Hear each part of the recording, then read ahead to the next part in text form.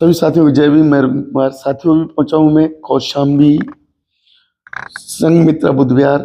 और जो आप देख रहे हैं इस संघमित्रा बुद्ध विहार के अंदर का ये दृश्य, जहाँ गौतम बुद्धा जी और बाबा साहब अम्बेडकर जी और हमारे साथ जो हमारे समाज के ये व्यक्ति, आज का हमारा जो चर्चा का विषय है वो श्वास योग के ऊपर हमारा आज का सब्जेक्ट है। जो कि जो भी प्राणी है उस सांस के आधार पर ही जीवित रहते हैं, तो उसी पर हम चर्चा करते हैं। जय भीम। जय भीम। हमारे साथ बैठे हैं जो कि गुरु कहलाते हैं, और इनके बारे में मैं तो अभी उतना ज़्यादा नहीं जानता, जो कि जो वीडियो में आगे चलकर मैं भी उस चीज़ को समझूंगा, लेकिन इनके बारे में भी बताने की कोशिश करते हैं।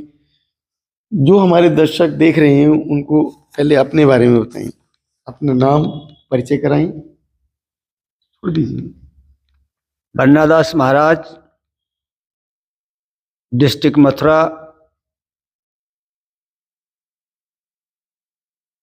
गांव बिरहना, उत्तर प्रदेश। जी। सांसों के सुमरन से हर जीव के लिए रोग रहित होने का फायदा है।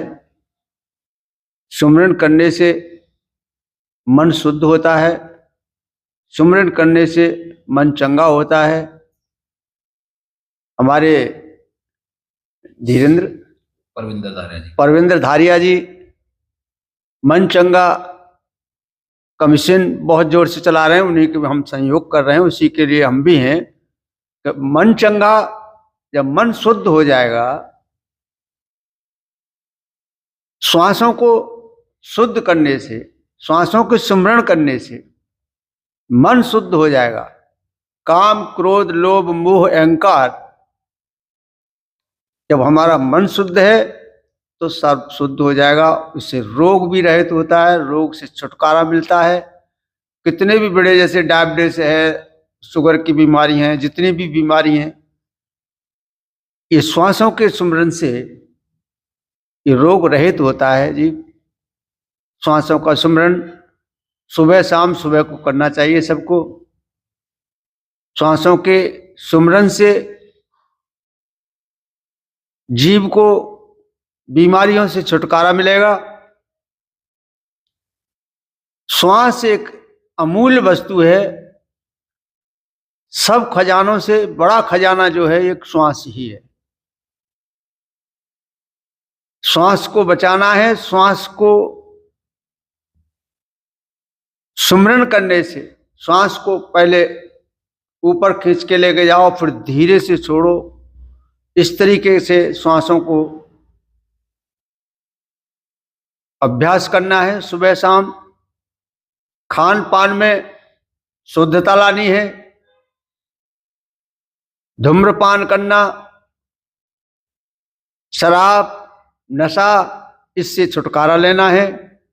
जब सब तरीका से हम अपने नशा पत्ताओं को छोड़ देंगे तो मन चंगा हो जाएगा। जब मन चंगा है तो महाराज भगवान रविदास जी कहते थे, मन चंगा तो कठौती में गंगा। मन चंगा है तो सब कुछ अच्छा है। इसलिए श्वासों को सुमरन, बहन भाई सब, बड़े बूढ़े सबको करना चाहिए। श्वासों का सुमरन करना चाहिए। श्वासों के सुमरन से शरीर स्वस्थ रहता है। थोड़ा कहना और बहुत समझना। जय भीम, नमो बुद्धाय।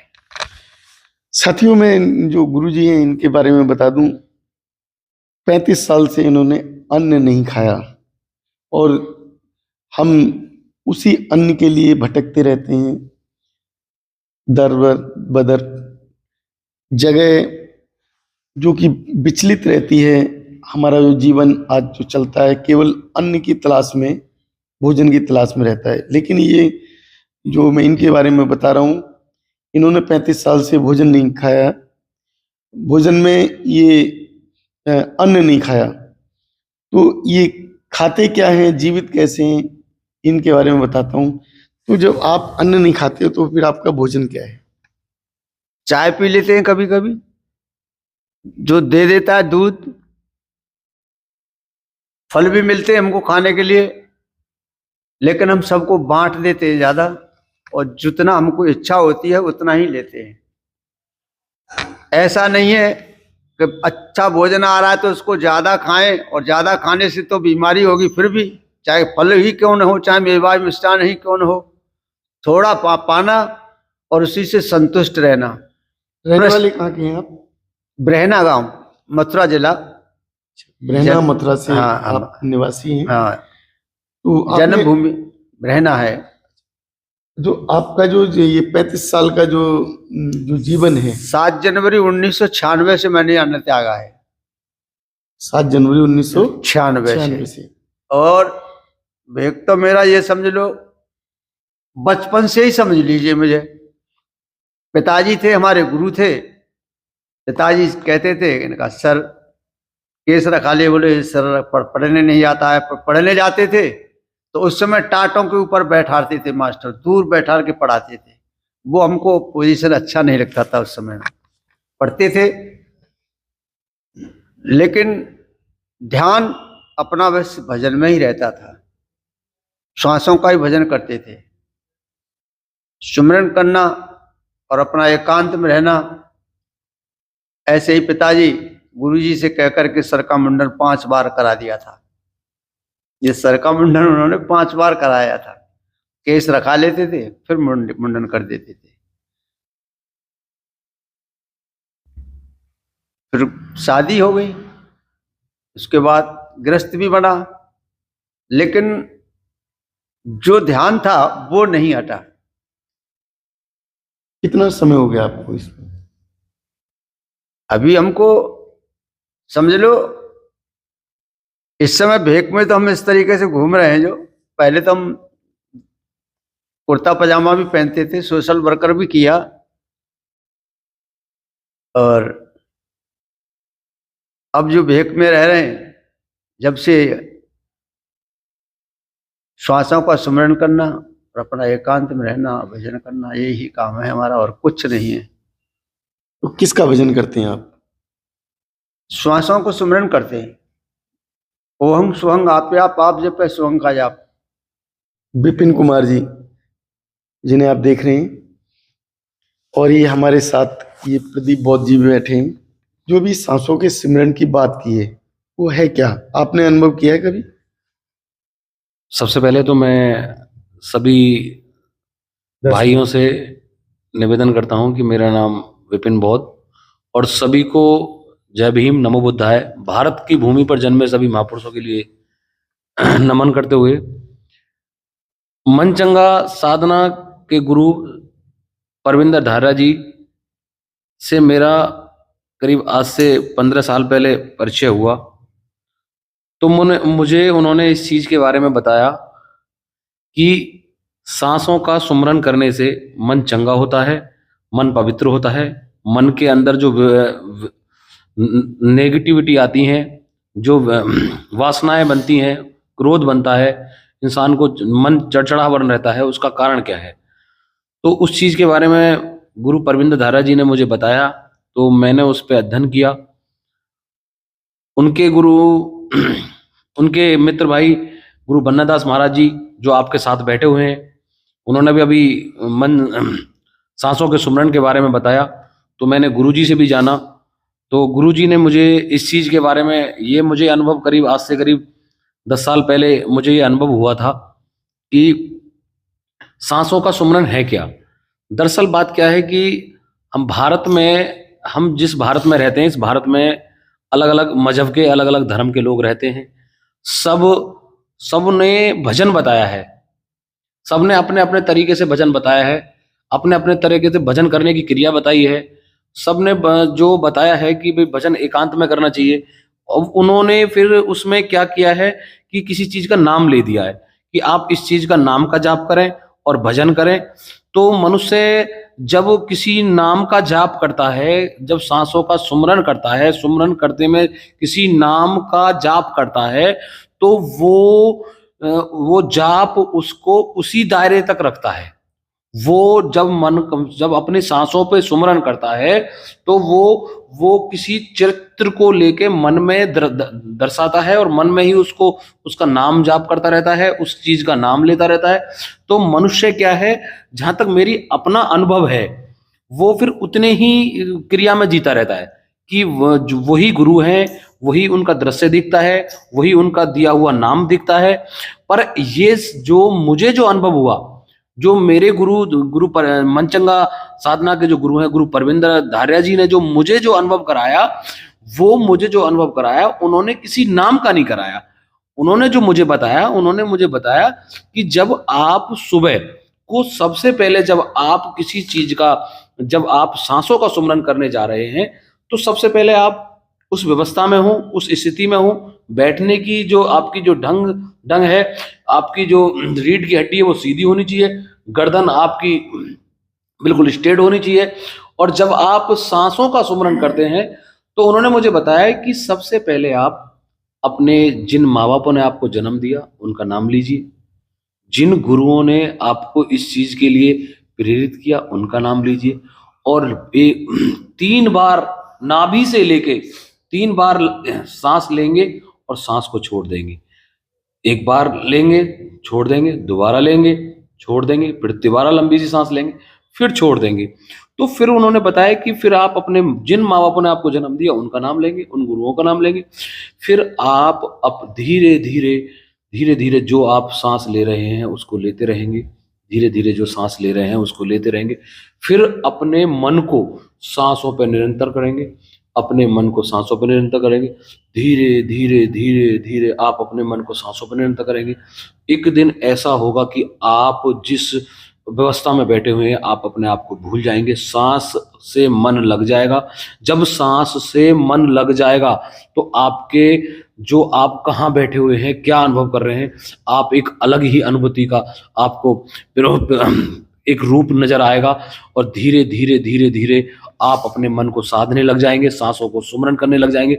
सांसों के सुमरन जब आप करने लग जाएंगे, तो जब मैंने गुरुजी को बताया, जब मैं इस चीज में जब कर रहा था, तो मैंने गुरुजी से कहा कि गुरुजी मेरा मन नहीं लगता है सांसों में करने। तो गुरुजी ने मुझे बड़ा बताया कि सबसे पहले तो आप खाते क्या हैं, आप रहते कैसे हैं, आप सोचते क्या हैं। तो सोचने के लिए मैंने कहा गुरुजी मैं तो इस तरीके, तो सबसे पहले तो मुझे सोचने के लिए बताया, खाने के लिए बताया कि नशे पास से दूर रहिए, किसी से ईर्ष्या मत करिए, किसी को बुरी नजरों से मत देखिए, किसी के बारे में बुरा सोचिए मत, किसी के बारे में किसी को वो मत करिए। तो जब आप इन सब चीजों से दूर हो जाएंगे, तो ऑटोमेटिकली आप अपने बॉडी को जैसा चाहो ऐसे स्थिर कर सकते हैं, जैसा चाहो ऐसा सोच सकते हैं। जब आप अच्छा खाएंगे, अच्छी सोच बनेगी आपकी, तो ऑटोमेटिकली सांसों में मन लगने लगेगा। जब आपका सांसों में मन लगने लगेगा, तो आप इतने लीन हो जाएंगे कि आप यही आपको पता नहीं पड़ेगा कि आपको कब आपने सांसों का सुमरन करना स्टार्ट किया, कितना समय हो गया। धीरे धीरे समय की अवधि बढ़ती चली जाएगी, और आप अपने आप को देखेंगे कि एक अलग ही, जो हमारे भारत में हमारे महापुरुषों ने हमें अवगत कराया कि माने रविदास जी हुए हैं, उन्होंने भी सांसों के सुमरन के लिए कहा है, संत कबीरदास जी हुए हैं, उन्होंने भी सांसों के सुमरन के लिए कहा है, हमारे तथागत भगवान बुद्ध ने भी अपने आत्मज्ञान को पाने के लिए अपने आप पर सांसों के सुमरन की बात की है। तो जहां तक देख रहे हैं, आज हमारे भारत में, हम जिस राष्ट्र में रहते हैं, उस राष्ट्र में जो मैं किसी पंथ या किसी इंसान की आलोचना नहीं कर रहा, पर जहां तक मैंने देखा, सब अपने अपने नाम का जाप बताते हैं। पर मनचंगा साधना के जो गुरु परविंदर धारिया जी ने मुझे सांसों के सुमरन के लिए अपने मन को सांसों पे लगाने के लिए कहा, और वो जब लगने लगा तो मुझे उसकी एक अलग अनुभूति हुई, और मैं उस पर काम कर रहा हूं। तो यही मेरा भारतवासियों से निवेदन है कि आप किसी पाखंड में, किसी भी तरीके के पूजा पाठ में, किसी भी तरीके की डोर इनमें बंधने की कोशिश ना करें। आप अपने आप को जानें। गुरु मनचंगा साधना से के जो गुरु परविंदर धारिया जी हर बुद्ध विहार में जितने भी भारत के बुद्ध विहार हैं, जितने भी कबीर मंदिर हैं, जितने भी रविदास मंदिर हैं, सब में साधना कराते हैं, मन चंगा साधना कराते हैं, मन सांसों का सुमरण कराते हैं और सांसों को पवित्र करते हैं। जब मन पवित्र हो जाएगा, मन चंचल हो जाएगा, तो आपके अंदर जो नकारात्मक सोच है सारी खत्म हो जाएंगी। और मैं अभी इस चीज पे सीखने का काम कर रहा हूँ। बाकी मेरे गुरु, अभी गुरुजी, मेरे बन्ना दास गुरुजी ने मुझे बताया कि सांस सुमरन, तो वही मैं आप लोगों के बीच बताने की कोशिश कर रहा हूँ। और यही मेरा, इसके साथ मैं अपनी वाणी को प्रणाम करता हूँ। जय भीम, नमो बुद्धाय, जय संविधान, जय मूल निवासी। मैं आपसे ये पूछना चाहता हूँ कि सुमरन के लिए आपने अन्न क्यों त्यागा? ये तो मैंने पहले से त्याग रखा था। पहले से त्यागा? हाँ, क्या कारण रहा? पहले मुझ में 89 kg वजन था। भजन करने के लिए, बैठने के लिए, उठने के लिए और साधना के लिए हल्का होना चाहिए,